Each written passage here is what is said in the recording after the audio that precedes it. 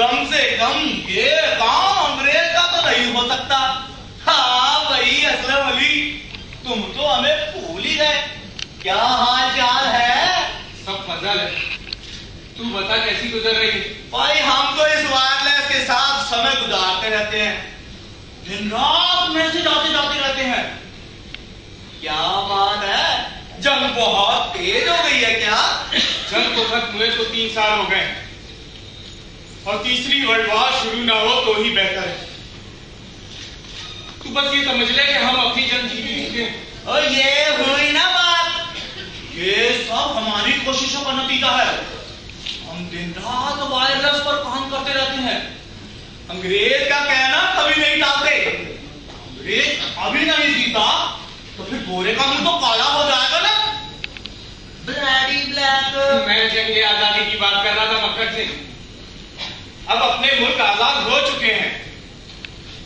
खैर, मैं तो तुम्हें ये बताने आया था कि मैं भाभी और बच्चों को सही सलामत अमृतसर पहुंचा आया हूँ।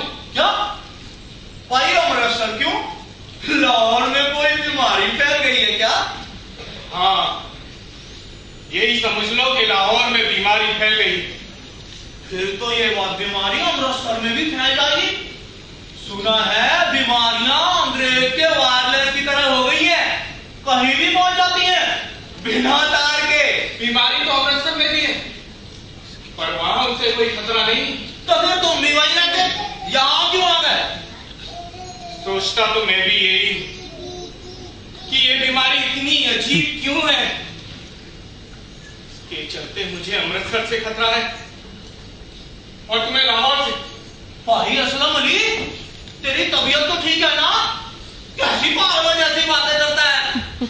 अच्छा भाई ये बता, मुझे कहाँ खतरा नहीं है? मैं कहाँ महफूज हूँ?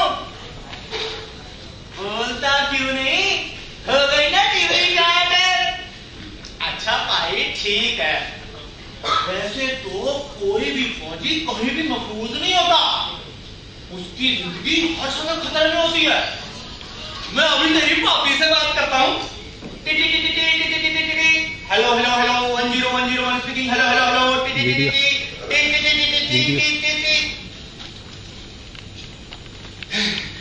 भाई, तेरी पापी का सेट भी ना हमेशा खराब ही रहता है। उसे वायरलेस पर आवाज ही नहीं सुनाई देती।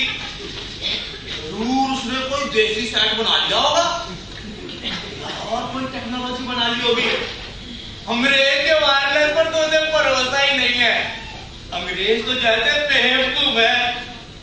अच्छा भाई ये बता, मेरी माँ को तो नहीं छोड़ा है अमृतसर? वो कहती थी लाहौर में ही मरूंगी। मरने के लिए उसे वापस आना पड़ेगा। बूढ़ी उम्र में क्यों तकलीफ देता है उसे? मेरी माँ को कोई बीमारी नहीं लग सकती। अंग्रेज की और मेरी माँ की हड्डी अलग है। बता ना असलम अली, माँ कहाँ है? मक्खर से मां नहीं रही, वो बीमारी से बच नहीं सकी। उसकी इच्छा पूरी हो गई। मैंने बहुत एहतियात की, पर एक जुनूनी ने उसे तलवार मारी थी। यार मेरी तो ये समझ नहीं आ रहा कि अंग्रेज कैसी आजादी देकर गए हैं। आखिर क्या मिलने वाला है इस अलग मुल्क से? चंद लोगों की भूख ने अपनी मां को मार डाला। पकड़ा जीते जी मर गए, जाने कितने लोग दुश्मन को भी ना लगे। रब्बा नफरत का रोग। मैं तो अब पाकिस्तानी हूं, चलता हूं। ये लोग तुम्हें हिंदुस्तान भेज देंगे। अल्लाह निगहबान हो तुम्हारा। खून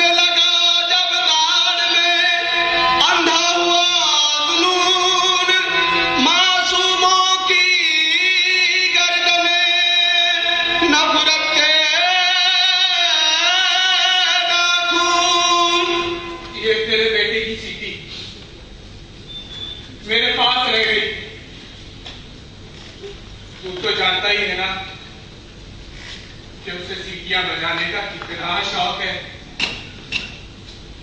जब मैं भाभी को लेकर अमृतसर जा रहा था तब भी वो सीटियां बजा रहा था। मुझे डर था कि कहीं उसकी सीटी किसी बंदूक को ना सुन जाए। बच्चा है ना, इन बीमारियों को नहीं समझता। इसलिए मैंने उस रोते बिलखते बच्चे से ये सीटी छीन ली थी।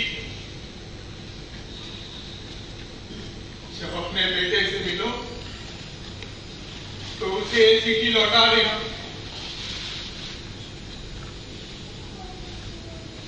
अल्लाह पाक के आगे दुआ है कि हमारी धरती के बच्चे हमेशा इन बीमारियों से बचे रहे। धरती के टुकड़े हुए बिछड़ गए दो यार, दिल से दिल जोड़े रहे पर यादों के तार।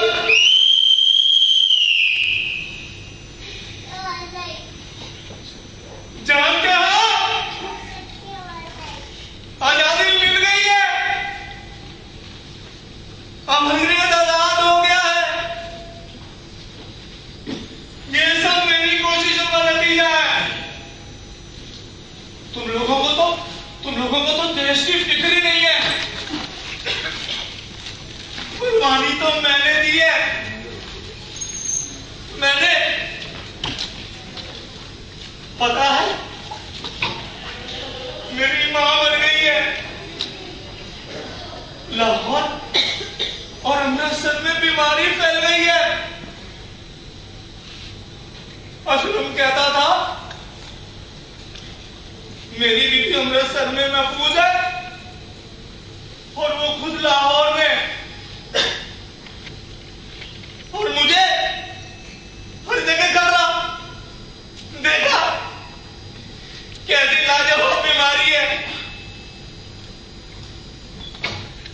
मेरी मां बेवकूफ थी। वो कहती थी वो बीमार नहीं पड़ सकती, लेकिन पहला अटैक हुआ, चली गई। फिर क्या? मैं तुम लोगों की तरह बुज़दिल नहीं हूं। मैं रोऊंगा नहीं। मुझे मेरी मां से बात करने से कोई भी नहीं रोक सकता। अब तो अंग्रेज आजाद हो गया है और मैं उसका सिपाही हूं। और भी सुन लो, असलम कहता था कि अब तो पाकिस्तान भी बन गया है। देखा अंग्रेज के वायरलेस सिस्टम का कमाल। उसने हमारे लिए क्या क्या नहीं बनाया। अब तो पाकिस्तान भी बना दिया है। ओए, अब तो हो जाओ फौज में भर्ती। प्रोफेसर जी, ये आजादी क्या होती है? तुम्हारी समझ में नहीं आता। बता तो दिया, आजादी आजादी होती है। अब अंग्रेज आजाद हो गया है। अब वो जो भी चाहे कर सकता है। इसलिए तो उसने पाकिस्तान बनाया। और ये पाकिस्तान क्या है? इस बारे में मुझे नहीं पता। प्रोफेसर साहब कुछ पढ़े लिखे लगते हैं।